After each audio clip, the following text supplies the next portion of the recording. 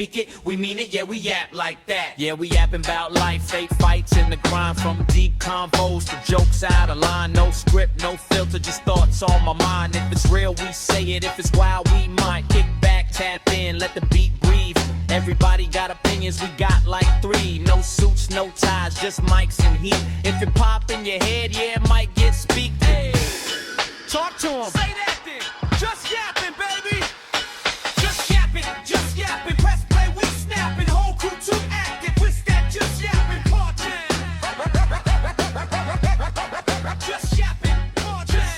Just yapping. Press play, we snapping. Whole crew too active. With that just yapping part time. Just yapping. Run it up.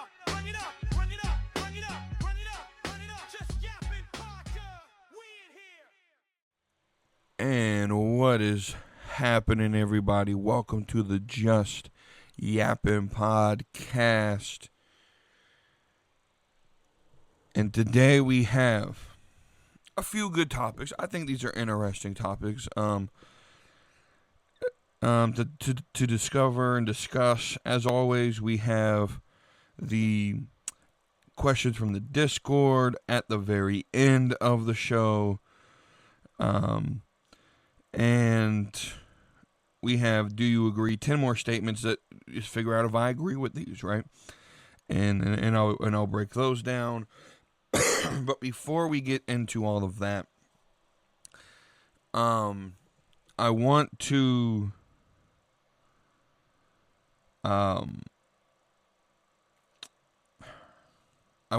discuss a few things that, again, with the whole purpose of Just Yapping is a few topics that I want to talk about, right?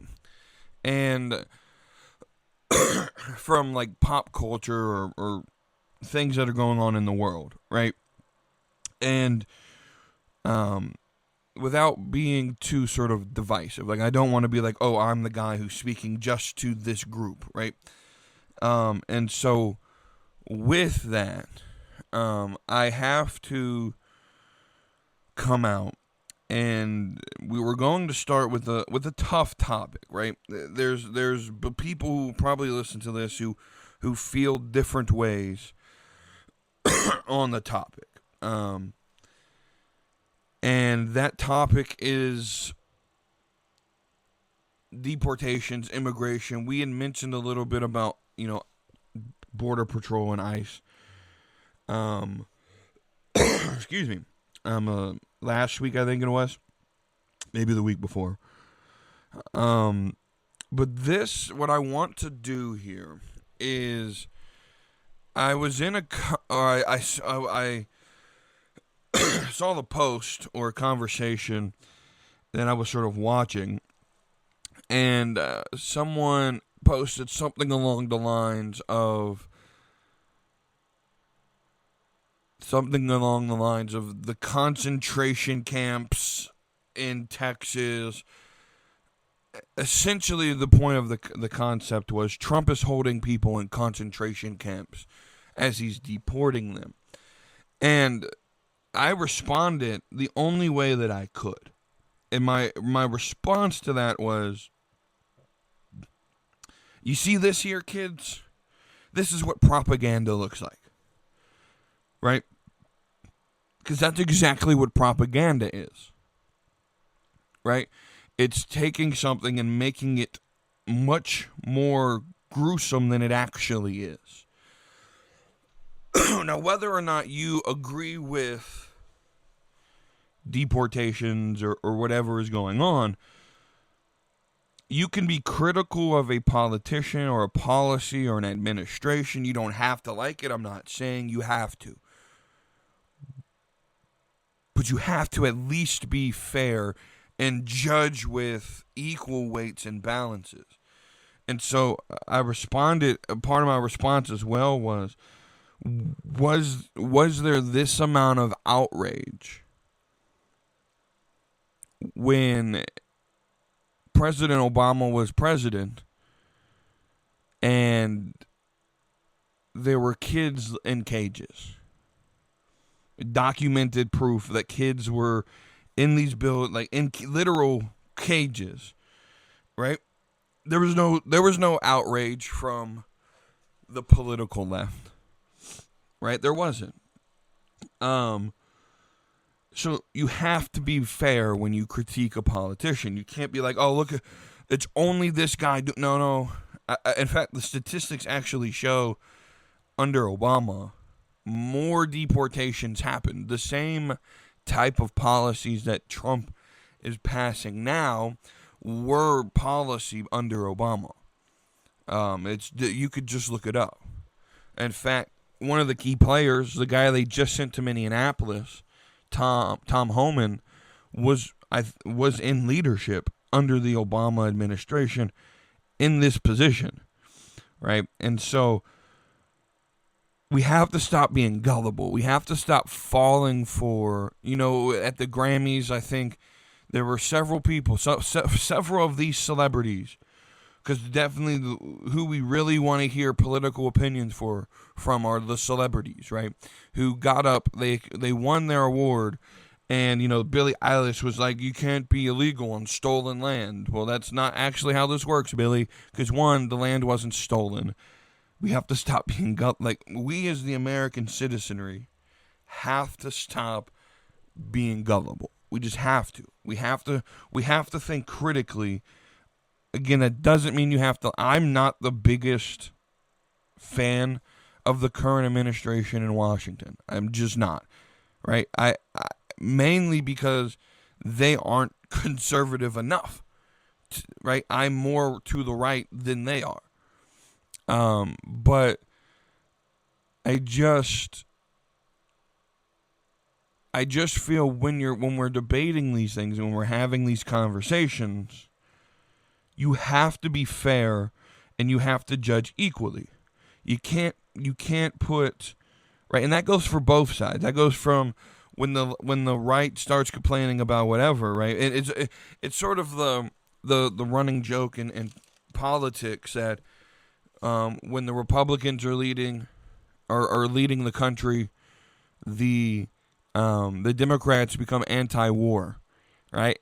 And then when the Democrats lead, they become pro-war, and the Republicans become anti-war, right? And they switch based on, opinions sometimes switch based on who's in power, and we shouldn't be that way. There are facts that play here. Excuse me, right? And so I 100% believe whatever your opinion on the matter is, it should be based on facts. And it should be fair across the board, right? You shouldn't judge based on unfair weights and measures. So whether or not you are okay with deportations or not, and we see some of these stories, the 5-year-old that apparently ICE is arresting or imprisoning or whatever the words they're using are.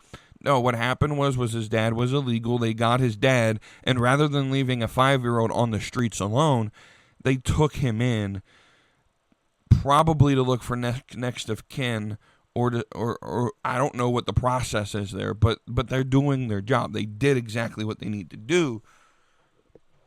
But what happens is then a headline gets made by the mainstream news, and propaganda gets spread. Oh, they're detaining children. No, they're not. Stop being gullible. Do your own research. Look past the headline and actually do research, right? I don't think it's necessarily all that difficult to do. The second thing I want to talk about, these aren't topics that are going to get long opinions. We're going to spend a lot of more time on the questions and the do you agrees. But the second topic, so we talked about AI last week, and I was talking about how these data centers are going to be kind of useless or something around, there's a problem with why we shouldn't want them to build these data centers. I want to talk about AI from a pro-AI stance, because I think from what I said last week, it could be mistakenly understood that I'm saying no to AI. And that would kind of be hypocritical because I use AI all the time.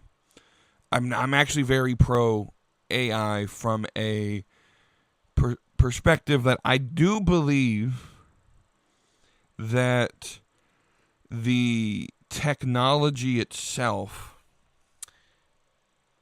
if it was able to be not regulated and grow in a free market, which it's not, so this probably won't happen, but I do believe that AI has the ability to make life simpler if you use it correctly, right? So the problem is a lot of people are using AI incorrectly. So now we have to distinguish between the two. You have your like chatbot, chat GTP. What is, the formula for this? That's your like standard search query AI. Then you have generative AI. And generative AI is the type of AI that is sort of creating something from new, right? It creates new content instead of just analyzing existing information. That's the dangerous form of AI that I think maybe we should be cautious of.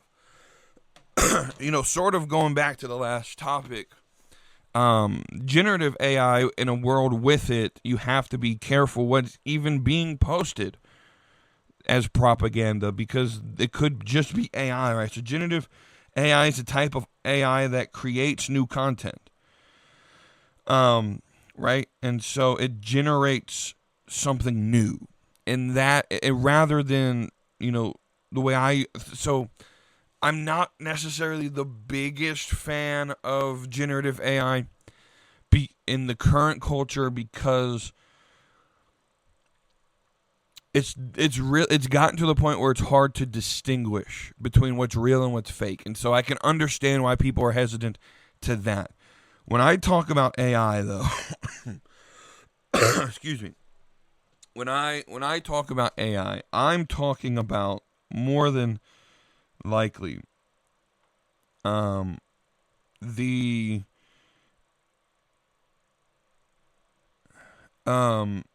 more there's a term for it. I just can't think of what it is off the top of my head.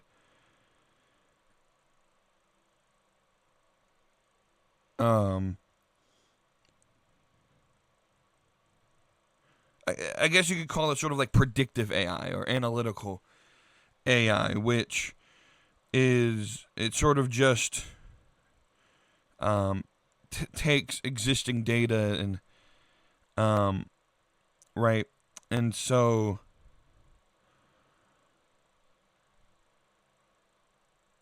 I'm not necessarily, but even with that, with generative AI, I use generative AI all the time for thumbnails or. So the point that I wanted to try to make, though, is AI was essentially created, in its current form, is essentially just Google. Now, we have to take out the generative stuff, but even with generative AI, it's using Google and other, sources to analyze and create what they think something is, right? And so it's essential. So, for example, if I were to go to Chat GTP right now and type in, give me the top 10 most sold sodas ever of all time, right? Now that I said that, I'm going to do it. Right? And so it's really all about the input versus output, and I think I've described this. Now, I don't know how accurate this is going to be, because it's, again, ChatGPT is only hooked up to like 2022. I'm interested in this list now that I mentioned the topic. So we're actually doing this search, right? So it does it. It sources the sites for you. So Alibaba, and it cites it for you. And it actually, Alibaba top 10 worldwide in 2026. So this might be accurate. But we get smart, we got all the information sourced for us. If you care about what it is, number 10 is Crush. That's interesting. I did not expect them to be in the top 10. Number 9 is RC Cola. Number 8 is an Indian company called Thumbs Up. Brazil's, I'm going to mispronounce this, Guarana Antarctica, Brazilian iconic soda with huge national sales. 6 is 7-Up. 5 is Dr. Pepper. 4 Fanta. 3 Sprite. 2 Pepsi. And number 1, of course, is Coca-Cola. Classic.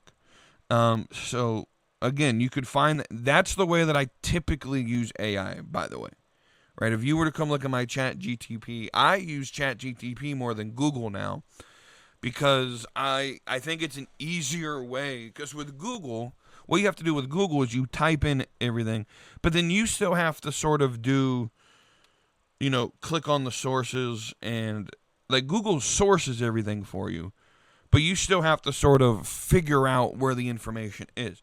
With ChatGTP, I can just put in, give me all time, cite your source, give me the top 10 sodas of all time, cite your sources, and it's going to source the entire internet. It's going to give me the sources. It's going to give me the information that I want without me necessarily having to do anything. I think it's a very good tool. Notice the word I said, tool. It shouldn't replace anything. That doesn't mean that you can't go out and read the sources. But let's just be honest. A lot of what's on Google isn't worth reading through. And so I think for me, for something like a ChatGTP, it sources the information faster. It gives you the data that you actually care about in the research you're doing. And so if that's how you're using it, I have no issue with that. I actually think it's smart. It's working smarter. And I think with that, using ChatGTP, I was in this, again, a little conversation we were having. And again, this conversation was more theological in nature, and I responded with an answer to refute this person's point, and essentially his response was, "Is this AI?" And I responded back saying, First, I had to be snarky because that's what I do. I said, "Is that the best you had?" The dude was typing for like 30 minutes. I posted the response, and he was typing for like 30 minutes. So I posted, I was like, "Bro, you were typing for 30 minutes. That's the best you could come up with?" But then I responded back, and I said, AI or not, the points still remain the same. And he was like, "Well, it feels like you're cheating." And I said, "Well, I'm not trying to win anything. We're just sharing ideas. And I'm refuting your points with points that I thought of that I just went to clarify and expand upon and do research with AI." A lot of times, so the second use that I use AI for is I have a bunch of thoughts that are mumbo jumbo in my head, right?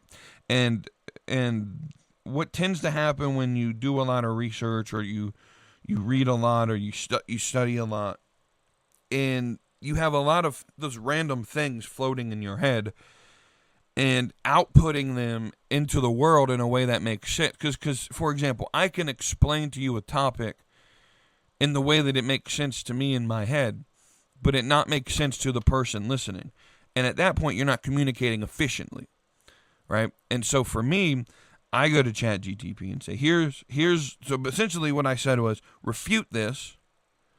And then I put his copy and paste statement. And then I said, make it right. And so then it gives me a response. And then I start asking questions. So this is this and this, and then this is what I was thinking about answering. Am I on the right, path? And then, sure, you can probably say ChatGTP is a little bit self-determination. They're going to say you're correct all the time. And you can work around those biases, though. Right? You can work around it if you know how to use the system. And so, essentially, the post that I replied with was my thoughts, just in a way where, one, it made sense to the common person, not what's in my head. But two, for whatever reason, people on Discord and around the internet have a very big issue with grammar. And so I'm sort of in a position where I type it myself. It doesn't make sense and the grammar sucks, so everyone's like, well, what? People either ignore that or their response is like, bro, you're using the wrong form of this. You missed the comma here. And I'm like, bro, this is... In the end, my response is the same. Just respond to the points that were made. And that was what my response was, because essentially was, regardless of whether this was AI or not, just respond to the points, because the points are still the same. And so here's my take on this. Using AI as a resource is not wrong to use in a online or in-person debate. At its current form, ChatGPT, some of these, predictive AIs, they're Google, but faster and better. They're not right. And so I want to alleviate some fear too. As good as I'm making AI sound, it's awful. Like, they're never going, at this current state, I don't see a world where AI is going to take over the essential jobs, right? Now, notice what I said, essential. Because everyone's afraid of generative AI for removing, because we've already seen it in one sphere where, first off, these AI songs all sound the same, right? You have to be very descriptive when you make them, and you have to pay for premium to make them sound a little bit different. But you could tell when they're AI songs, right? They all have the same sort of sound, the same voice, and so, but even still, and so in order to differentiate yourself, you could be, lazy and have AI write the words for you, right? But I think, we already saw in the Christian sphere, we had an artist, I can't think of the name of the that was chosen for the AI, had the #1 Christian album at right before Christmas time. And most people didn't know it was AI, right? And but I even explained the last time we talked about it that I think we're going to live in a world soon where Hollywood is going to have competition from Joe Schmo in his bedroom who pays $150 a month for a program where he can write, produce, and edit and all this different movies from his computer, and create legitimate stories that are going to be very good, and the entire thing's AI generated, and it's going to look good, right? And I think we'll eventually get to that world. And so those jobs may be, differently, right? But what we're actually realizing in the data that's coming out in companies that are switching to simple forms of AI, is that it costs more than it's actually making the company. So I don't think we should be in fear of AI taking over jobs, that at least the essential jobs, right? But even still, I think it would benefit everyone if they learned how to use AI correctly, because it's all about input in it, right? I think I said this the last time we talked about it. What you put into it is what you're going to get out, and that's just the law of nature, right? And so, if you put in a bad input, if the question isn't specific enough, or whatever, right, you're going to get a bad output, right? What you put in is what you'll get out, and so you have to learn. Just especially it's no different than Google, right? So Google does keyword searches, right? So a lot of people will type full questions into Google, right? That's not how Google was actually meant to be used. Google's a keyword searcher. So you would get better results if you just used keywords on Google, rather than typing the whole sentence out or a whole question out. Now, you could type the question in and probably find the results, but that's not how Google was intended to be made. It was more intended to be a keyword search. And that's no different than what ChatGPT is at its current form. where what it does is when you ask the question, when I asked top 10, what were the top 10 sodas sold of all time, what it looks for in its research is, soda sales of all time, right? It's looking up keywords on the internet and it's pulling information in, right? And so they do keyword searches, right? And so now, sure, not all the information is accurate. Some of it's behind, some of it isn't, necessarily up to date. But that then on you. So I would always say, again, it's a tool. And if you're using ChatGTP, like I just told you, it's giving us 2026 when it's not programmed to give me anything post 2022. But it's because of the way you search things. Cite the sources, and it's even got the ability now to search the internet for new things. So again, I think it would definitely benefit everyone from learning how to use ChatGTP or any AI in a correct way. It's here to stay. I think maybe here's the fear. I think if it gets overly regulated. So, for example, or two things are going to happen that I think will destroy it. The first will be it gets highly regulated, and what I mean by that is it's the government starts to control it. And what it tells you and that'll start to ruin it. But I think the bigger thing that I'm more worried about would be greed from the companies. So there's even been like rumors that ChatGTP, OpenAI, who runs ChatGTP, will start to put ads on ads within the app. And you can buy the ad-free version, right, by subscribing to premium, which is $20 per month. And again, if they start to get greedy with it, then I think it can be a problem. But obviously, the more advanced AIs you're going to have to pay for, and that's fine. I'm not anti that. But I think with something as simple as like a ChatGTP to put ads and to try to make it a business, I see it, I understand it, because Google does the same thing. But I caution that might ruin the user experience. But with that, there's nothing wrong. The topic that I really wanted to cover with this was using it in a debate or an argument or a conversation with people as your source. And one of the things that were said to me was, well, it would have been okay if you would have just attributed your source to AI. Well, here's the problem with that, because it's not AI giving me the information. It's AI sourcing the information, right? So, this was my defense. It would be no different than me going to Google, typing in the question, am I supposed to cite my source then? Like, especially like, and I was being snarky. I was like, I didn't realize this was a written assignment. We're having a conversation, right? What it really comes down to is a lot of people don't like AI, and they criticize people who use it.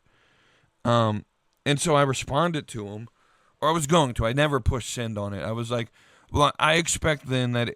So I'm assuming, since you're so against people using AI, that the only way you ever get your information is from books, right? Some people learn and study better with the tools given us to find the information. I'm a time person, right? Time is very valuable to me. And so to me, that's one of the main reasons why I enjoy it, is that it sources all the information in seconds, rather than me having to go and find it and waste, right? And so it's quicker for me to find that information on ChatGTP and have it source everything for me. And then if I want to go and read and make sure I understand it correctly, now I have the sources there. But this whole idea of like, oh, you should have attributed it to AI. No, because it's still my thought. And I don't think people realize that all it's going to do is regurgitate what you put back out, right? So if I put in a query that says, explain to me such and such principle according to, I tend to use it more for theological research, just to make, right? So explain to me this attribute of, let's say, explain to me this verse from the Bible. How would and now there's different theologians that people follow, and I follow what are called the Reformers, or Reformed Orthodox Christianity. So that would be like Martin Luther, 95 Theses, the Reformation. We all know who Martin Luther is from history. Other guys like John Calvin, and there's a whole list of them. And so a lot of times my query would be is, hey, how would this verse be understood, or how would this topic, big topics in, the theological world that we get debated on, or like baptism or the sacraments, and how would a lot of times it'd be, how my query is, how would the Reformers think on this topic, right? And I just find myself having these conversations. That is how I study and learn, because it's, I like picking up books, right? But I don't have the resources to have every single book on every single topic, right? And so I do think it's interesting to do a quick search. How would the Reformers see this? How does Reformed Christianity look at this topic? And to get, right, and I read it, and I look at it, and, well, this doesn't quite make sense. Let me ask more questions. I found, inconsistencies in it, and I said, hey, earlier you said this, but now you're saying this. Which one is true? And they're like, oh, you're right. You call me out on it, right? That's the way you make AI better, by the way, because it's a learned program. So you have to call out its mistakes in order to fix it. That's just the way it works, right? And so I don't know. I just feel like a lot of people take people who use ChatGTP for research as if they're not serious. And he sort of said the quiet part out loud in a response to someone else, where this guy said, well, I didn't respond to his points. Or he said, I responded to he was talking to another person in the chat. He said, I responded to yours because I knew you came up with it yourself and you knew what you were talking about. Again, he said the quiet part out loud. He assumed that I didn't know what I was discussing or what I was talking about because I used ChatGTP to do it. I wouldn't have done that if I didn't know what I was on. Like, how would I even search for anything? I mean, if you just want to take a look at everything that I've been studying and researching, and I can have the conversation. I knew what we were talking about, but I wanted to say it in a way that, one, made sense, and two, actually addressed your points that you made. And again, it just addressed my points. And that's all I was trying to get at. And that's why it's on this episode today. Because it really bothers me when people, guys, it's Google. It's Google, but faster. That's all it is. No one got upset. No one gets upset. In fact, every time we were in school, when we were doing research papers, use Google, like, people say Google it all the time. Hey, do you know this answer? Oh, why don't you just Google it? Right? But now we have something better than Google. And everyone, again, I think it's just people who are not ready to adapt to the changing technological advancements that are coming. With that being said, let's move on. Let's move on to the segment known as Do You Agree With 10 Statements. Let's see, again, ChatGTP, by the way, let me attribute this. ChatGTP came up with these 10 statements, and like it will every week going forward. First, do you agree with most people don't actually want advice? They want validation. 100% agree. I think most of the time when people come to you and say, hey, now there are going to be some, and so I could say no because it says the word most, but I genuinely think most of the time when someone comes to you and say, hey, what do you think about this? They just want you to agree with them so that they can validate and justify what they want to do, right? And if someone else says to do it, hey, you told me that this was good. You don't want advice. You just want validation. 100% agree. Number 2 that it came up, nostalgia is just selective memory doing PR for the past. I don't like the way it's worded, but again, it's ChatGPT trying to be clever, and that's how you know it's ChatGPT. But I don't like the way it's worded, but I agree with the statement. Nostalgia is just overhyped memories, right? And so I tend to put it in terms of, because I'm a wrestling fan, and I tend to put, whenever I talk about nostalgia, I tend to talk about it from a wrestling perspective. We get nostalgia acts all the time that come back, like The Rock or Stone Cold, or they'll, throughout history they've done like Raw 1000, and they brought back all the big wrestlers, and I think SmackDown 500 or whatever, the 500th episode of SmackDown, they brought back some big names from SmackDown and all of that, right? Nostalgia is just selective memory. Yeah, I'd agree that it's trying to overhype because you had a good experience.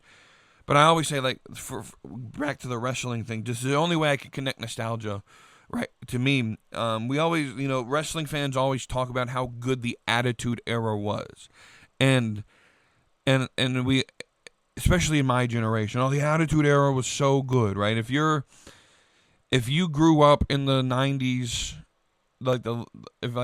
if you were watching wrestling in the late 90s or early 2000s during the Attitude Era, you probably look on the Attitude Era as like, well, that was my childhood, or that was when wrestling was the best. And then you sit in 2026 and you actually look back at what happened. The Attitude Era really wasn't all that good, right? It just wasn't. And so it's just that nostalgia doing that overhyping of it because you have fond memories of it. Number 3, do you agree? Comfort has become more important to people than truth. 100% agree. 100%. I think we live in a society, if you listen to the Steve Day Show, which I listen to a lot, you get lectured on comfort all the time by one of the co-hosts. His name is Todd. And I'm starting to come around to his worldview of we're way too comfortable in Western society. And so we want to keep that comfort, even when it goes against the truth. And so people don't press on the truth. They don't they don't rely on truth. They rely on what makes them feel good. And again, comfort honestly just comes from we live in a hyper emotional culture. And because of that, we need to be happy all the time. We need to feel good all the time. Right? And even when the truth is sitting there, and the truth, I mean, there's a reason Ben Shapiro says it, because it is true. Facts don't care about your feelings, but that's not a mindset that people want to follow. They want to be comfortable.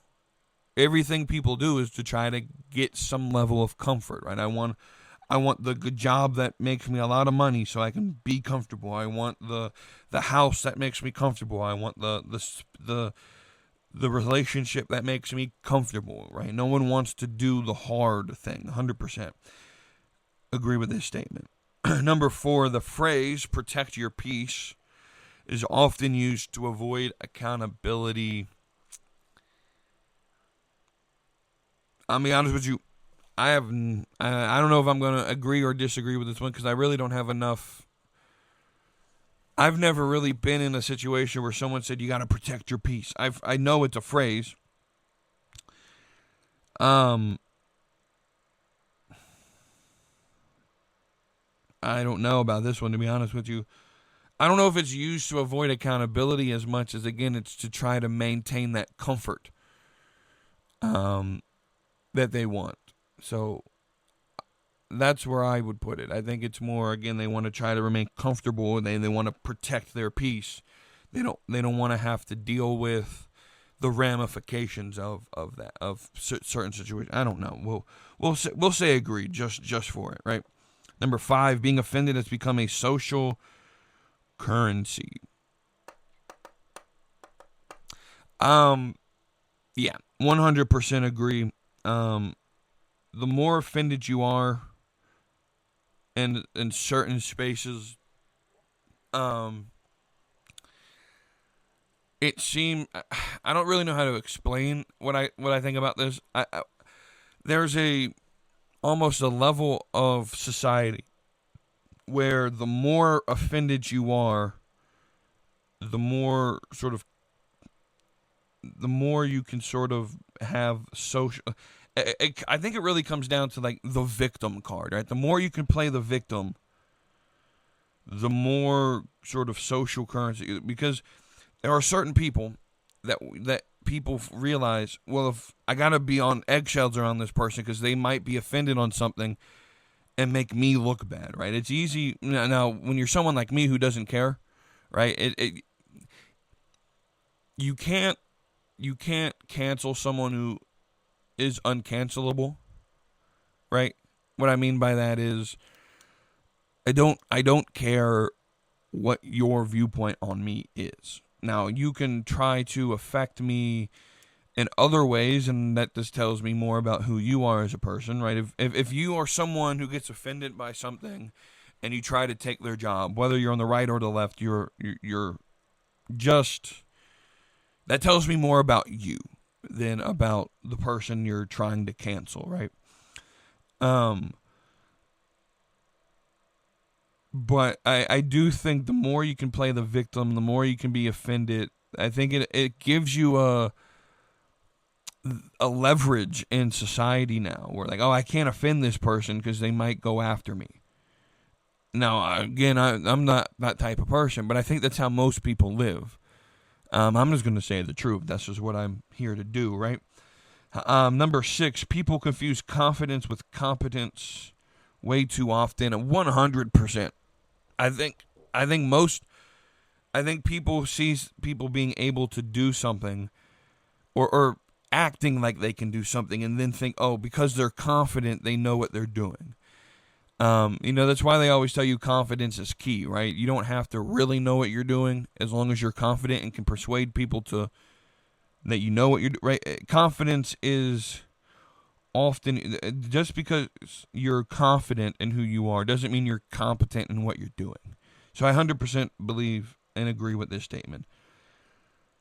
Number 7, the algorithms shape opinions more than education does. 100%. If you don't believe this, you probably aren't on social media. The algorithm is the number one thing that I think influences people to do, right? And that's why I'm not that's why I'm getting off of a lot of social media platforms, to be honest with you, is I don't like that what's being fed to us is sort of generated by what sells and what's popular and what's... So on X, that means that in the For You tab, if you're not on your following tab, which I'm just going to be honest, how many of you use the following tab? I'm just going to be honest. I know I never did on X. But the For You tab is spreading and what's popular on X, right? It's, at least in the political realm that I was in, it's the anti-Jew hate. It's the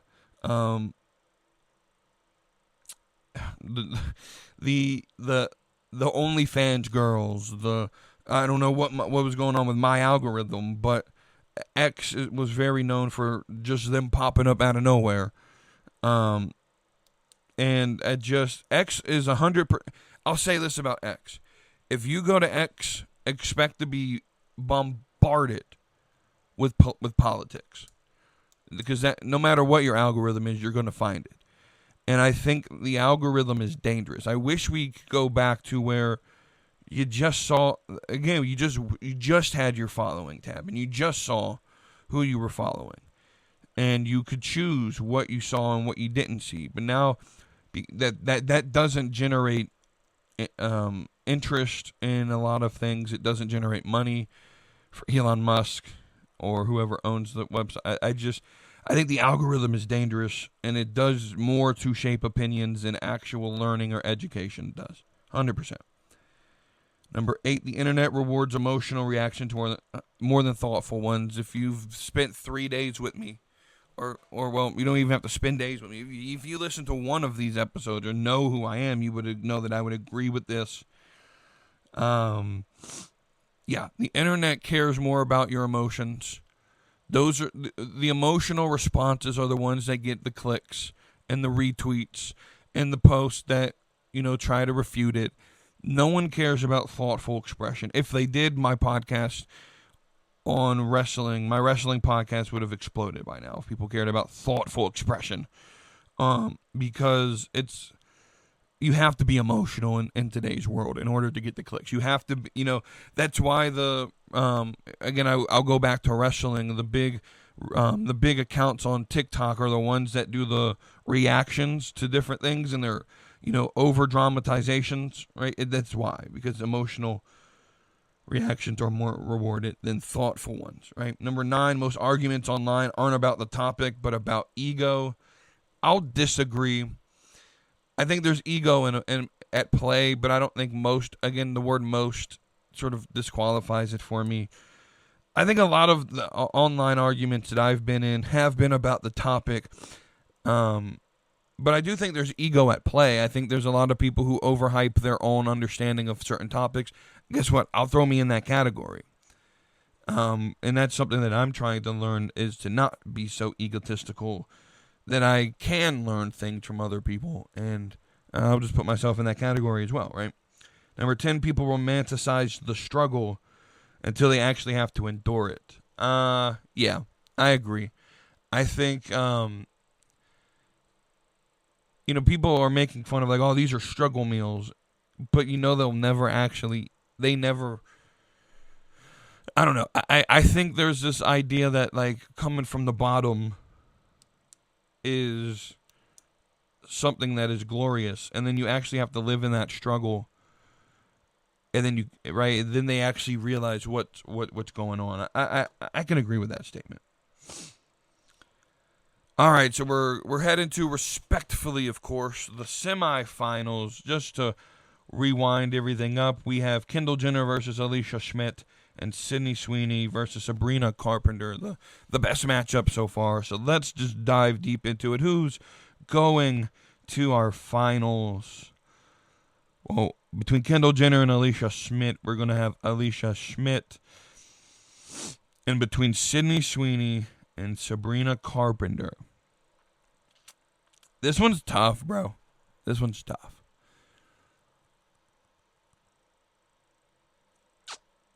We're going to pick Sabrina. So our finals will be Alicia Schmidt and Sabrina Carpenter. Find out who wins next week. And with that, again, we're not going to do much discussion about that. It is what it is. We're going to do more of these brackets over time, probably.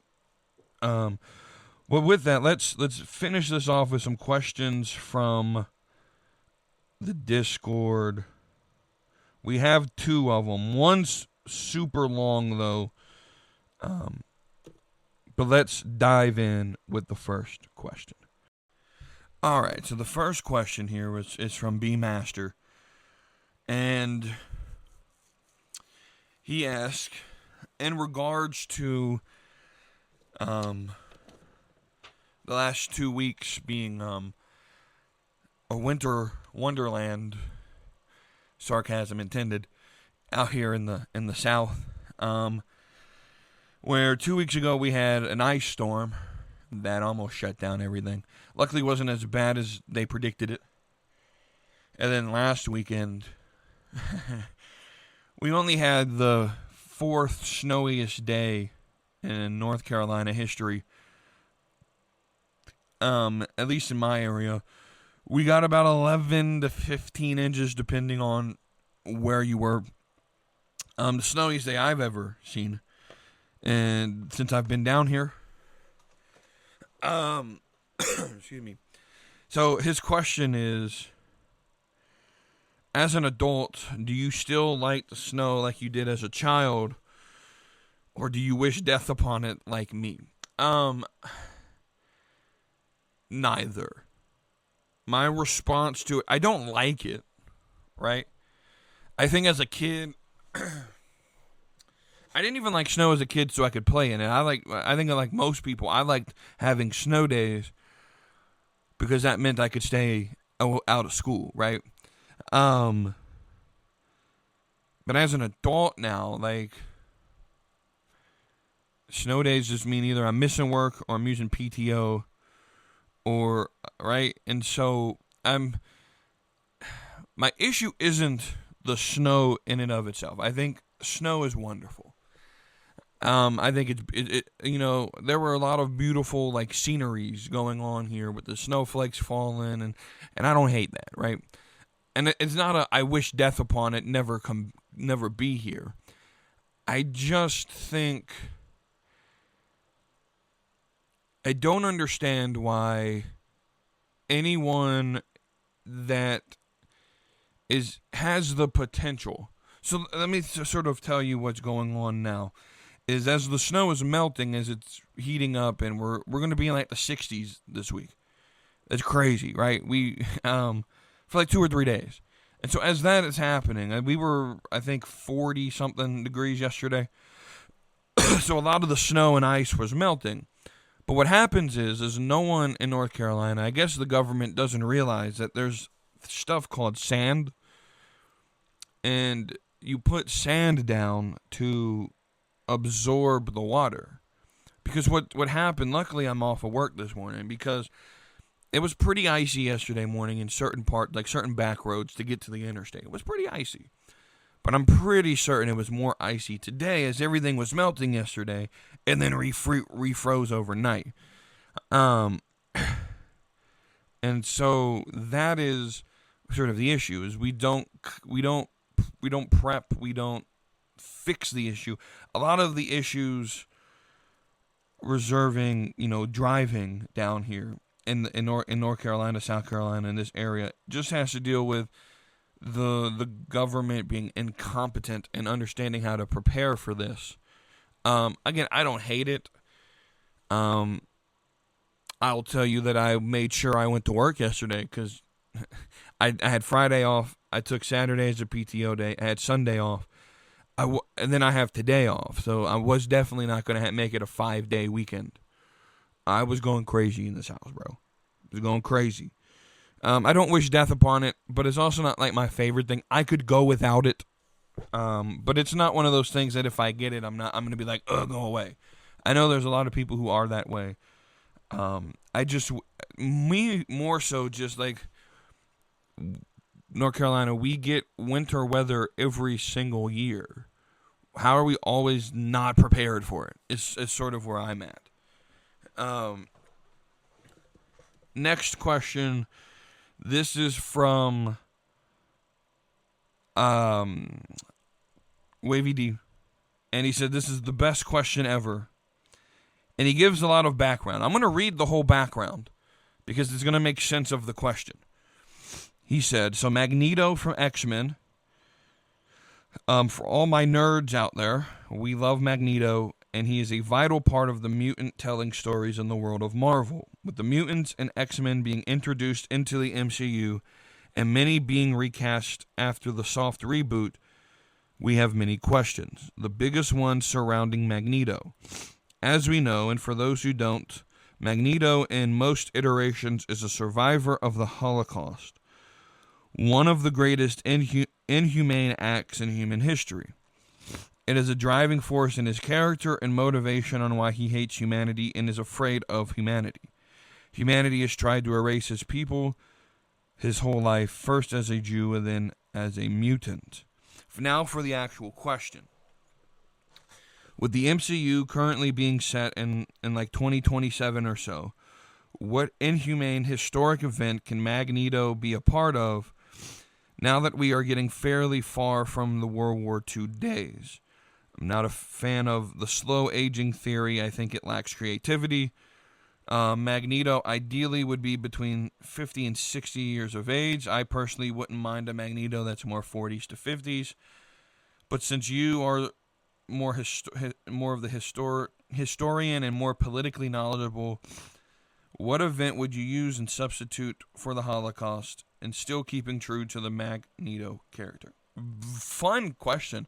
I told him, I was like, I'm glad you provided the background because it's a fun question, but it's also a question that I have zero knowledge about in terms of like what is a Magneto. I don't watch superhero movies.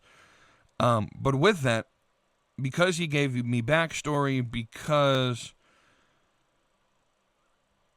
right, I did some other research to learn about him. I think I got enough from him to answer the question.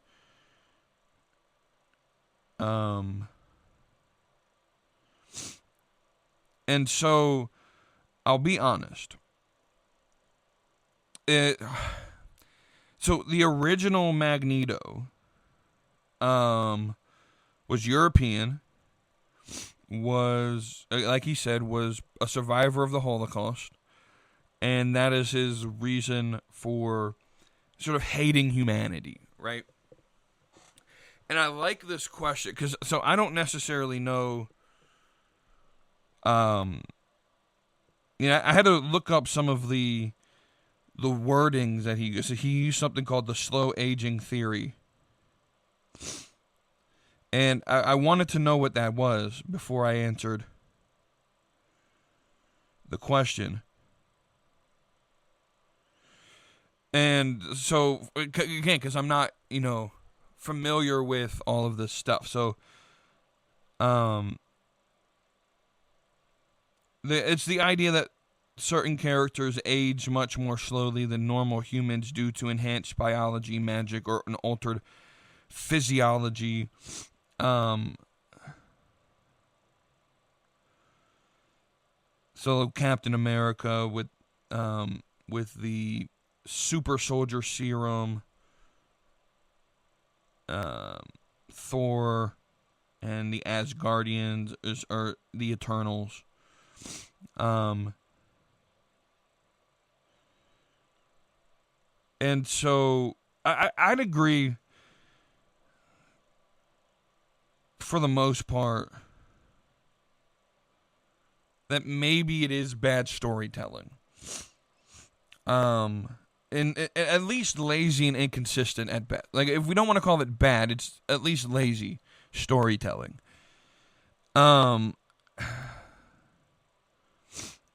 so if we want to use an event, because, World War II was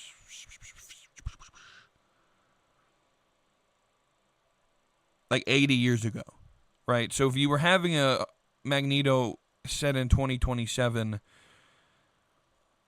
he would be like 80, 90 years old, right?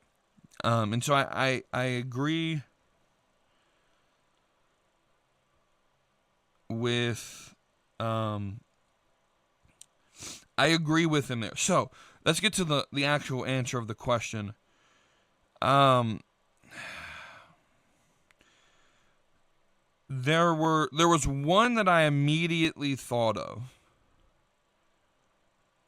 that happened, more recently. Happened in 1994. But would change a lot of the characters. Like, it would change. So I mentioned that he's, Jewish. He's European, assumingly making him white, right? And so this one would change practically everything about the character in that respect, and that was the Rwandan genocide of 1994. That would make him African. It would make him, black. It would make him more than likely Muslim. And so you could run that one. Now, I'm not gonna lie. I ran through, and I didn't want to do because immediately I thought of something like 9/11, but 9/11 isn't on the same level of the Holocaust in terms of like extreme genocide or extreme mass killing of human beings. I mean, it was awful. It's an awful event, right? But I don't think they compare, right? And so, there was one that, I've heard of like different battles, and the one I'm going with is the Bosnian genocide from 1992 to 1995. Now, I've heard of some of the battles in this, but I didn't know of the full history behind it. So I asked ChatGTP, to give me the Bosnian genocide in depth, right? Like, explain to me what happened, right? So we're going to go on a little history lesson here. So first off, after World War II, Yugoslavia was formed as a socialist federation under Josip Broz Tito. I think I said his name right. Doesn't matter now. He's dead. So it doesn't matter if I said it wrong. It wasn't one ethnicity or religion. It was a forced political union of many different groups. So you had the Bosniaks, which were mostly Muslim, the Serbs, which were Eastern Orthodox Christian, the Croats, who were mostly Roman Catholic, and then you had other small groups like the Romas, the Jews, etc. Tito ruled with a iron hand, and at the beginning it worked, but only because dissent was crushed. When Tito died in 1980, the pressure cooker started to crack. By the late 1980s, early 1990s, communism was collapsing across Eastern Europe. In 89, the Berlin Wall fell down, remember? By 89, almost all of communism was destroyed. Because I know this because Romania was one of the last ones to get freedom or independence from communism, and that was in 1989, I believe, if I remember from being there, if that was true. Nationalist politicians did begin to... So what tends to happen, by the way, whenever you have a strong dictator that is, socialist or communistic in nature, you tend to have the next generation grow up to be much more nationalist. That just it's the response, to swing the pendulum back the other way, right? And so you have a lot of nationalism, right? There's also a lot of economic collapse, which bred resentment. Enter in, I'm going to mispronounce his name so bad, Slobodan Milosevic. I think I said it correctly. I don't know. A Serbian nationalist who pushed the idea of a greater Serbia, a Serbian ethno-state carved out of Yugoslavia. As Yugoslavia began to dissolve, Slovenia and Croatia declared independence, with Bosnia-Herzegovina, I don't even know if I pronounced that correct, Bosnia-Herzegovina followed in 1992. So Bosnia was uniquely mixed. There were towns where Muslims, Serbs, and Croats lived together. Intermarriage was common. People often identified as Yugoslav rather than by their ethnicity. To the Serbian nationalists, this was unacceptable. Their logic was, if Bosnia became independent, Serbs will be trapped in a Muslim-controlled state.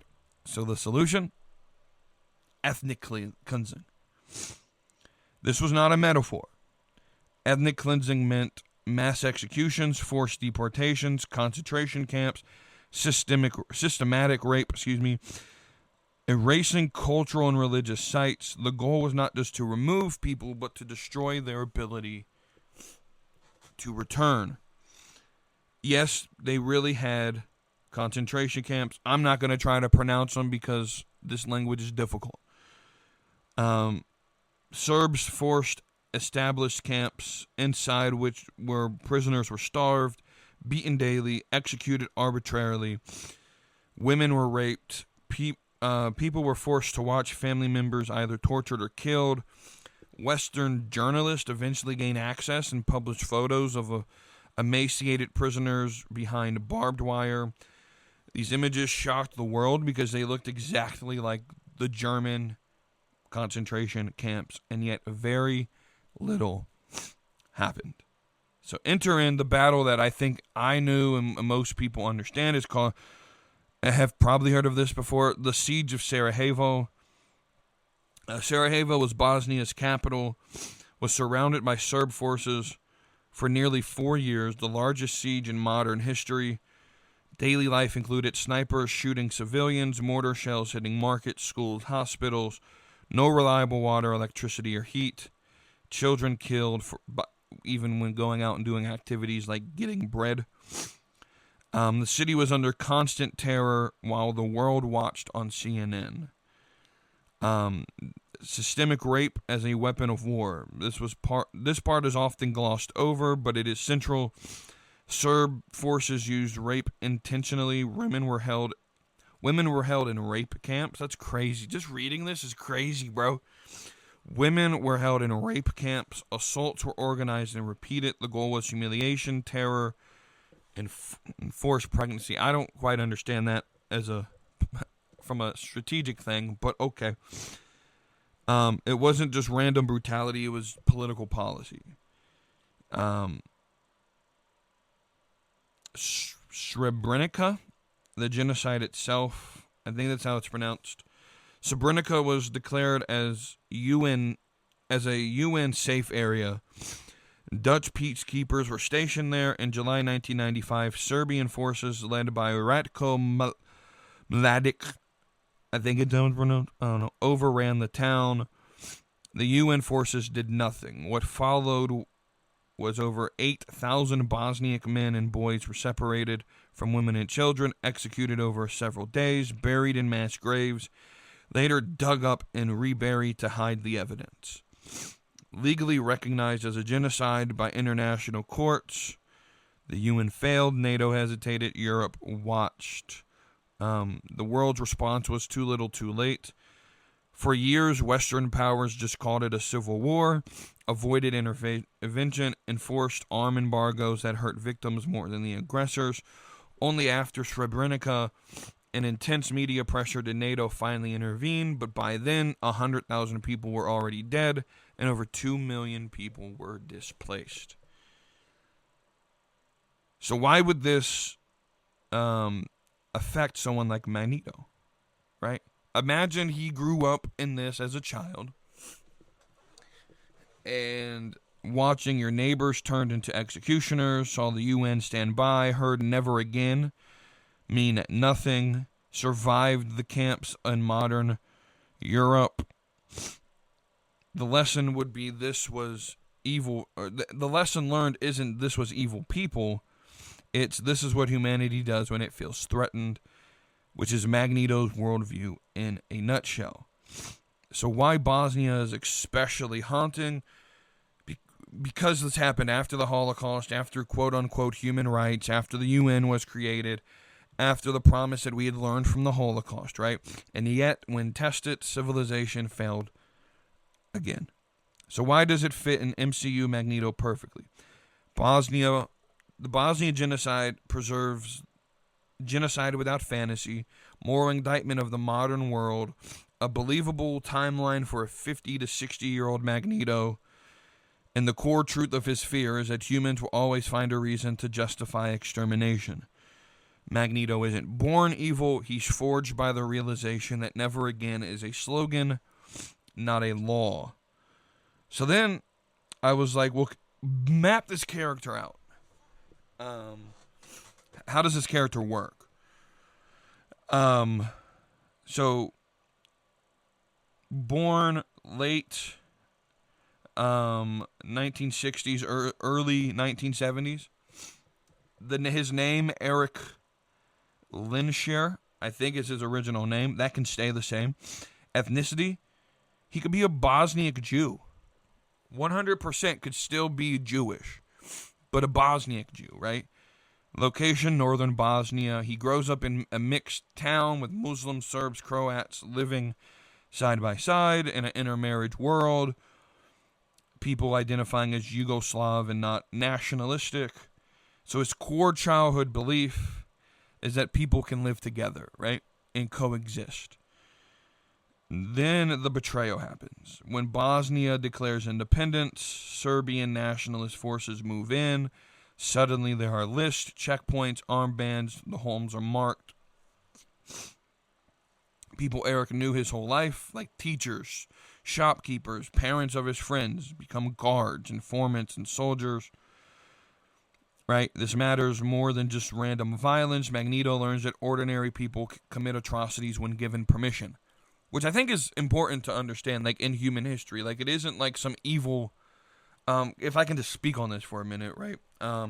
Because we're talking about, the big news thing going on is the whole Epstein stuff, and at this point, I want the files to release, but until people are perp walked and arrested, it doesn't mean anything. But what you see reading the gruesome files is these aren't just, this isn't the evil Bond villain. Jeffrey Epstein wasn't an evil Bond villain. He was a normal dude. He was perverted by all means, but he was just a normal dude. And I remember listening to a segment of a podcast he was on where he was asked if he was the devil. And I think that's the wrong question. Yes, he was for certain without Jeffrey Epstein, was without a belief, without a doubt, an inch of doubt, was demonic, was satanic, was used for that purpose. But it only worked because I think Jeffrey Epstein understood the depravity of man more than anyone understood it.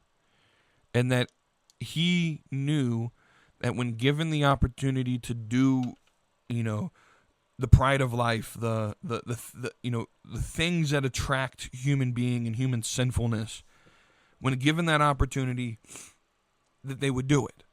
That's just human nature. And so, I mean, that's a rabbit hole for another day. But that whole same thing, like, if you grew up in a world where you think you can live together, but then the people that were your teachers are now, a guard, right? Because when given permission, human nature is to do evil, right? So that becomes... So I think that matters in just a random violence, right? Magneto learns that ordinary people commit atrocities when given permission. Eric and his family are taken to a camp like Amashka. Inside, starvation, beating, random execution, forced labors. Women are openly assaulted. The guards are joking about it, right? Organized cruelty. So the first lesson Magneto learns, evil does not look like monsters. It looks like uniforms and paperwork. It looks like civilization, right? It's not the Bond villain that you should look out for. It's the guy at the, in the uniform with the paperwork, right? Mutation manifests under extreme trauma. During a beating or execution, metal doors buckle, chains tear free, bullets curve, or, give them something, right? Eric doesn't fully control it. It haunts him. He doesn't see himself as a hero yet. He sees himself as a weapon. This ties his mutation to fear, survival, rage, and guilt. He escapes or is released as the camps close under international pressure. Important, there isn't a triumphant rescue, no America saved us moment. It was just pure survival mode. His parents are either executed later, disappear, maybe murdered and put into these mass graves, right? The point is, the world did not save him or his parents, right? Eric hears about Srebrenica, or he's nearby it, or he loses family. There's something along those lines, right? And this is his breaking point. The UN peacekeepers stand aside, men and boys are taken, thousands executed. So his second lesson learned, human institutions exist to comfort themselves, not to protect the vulnerable. Right? This kills his remaining faith in human rights, moral progress, all of that, right? After the war, Europe moves on. Bosnia becomes quote-unquote complicated history. The trials take decades. Many perpetrators live freely. And then you hear the world saying, oh, it was just a civil war. Both sides were bad. It's in the past now, right? Which enrages him more than the violence. So third lesson, the world does not deny atrocities. It neutralizes them. The mutants enter the picture. Years later, mutants begin to appear. Government tracks, registers, and debate them. Media fearmongers, quote-unquote, for public safety. To Eric, this is familiar because he sees a list equal to camps. Laws equal enforcement. Fear equal justification. Maybe somewhere in the movie he could say something along the lines of, I have already seen how this story ends, right?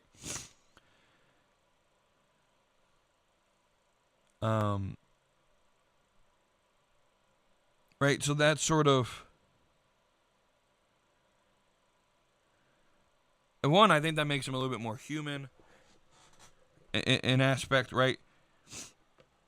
And so why is this still Magneto? Nothing essential was lost. Genocide, survival, betrayed by neighbors, institutional failure. The only thing that changes is the calendar, which is, I think, what was the question anyway. So, yeah, I think that's a in-depth review of that question. And how I would answer it. The Bosnian, because the other one being Rwanda, again, that would change practically everything about the story. And there wasn't, while there was a genocide, there wasn't like I think having it still be concentration camps and survival and the world never came to your help, right? Or it was too late, right? I think that could be a good turning point to play on. So that's going to be the one I pick. And this has been another episode of the Just Yapping podcast. Thank you all for listening. Don't forget to join the Discord. You can post your questions, post what you think there. Leave us a 5-star review if you're listening on audio. Hit the thumbs up if you're listening on YouTube. Until the next time, thank you all for listening. This is We Too Deep, and I'll see you on the next episode.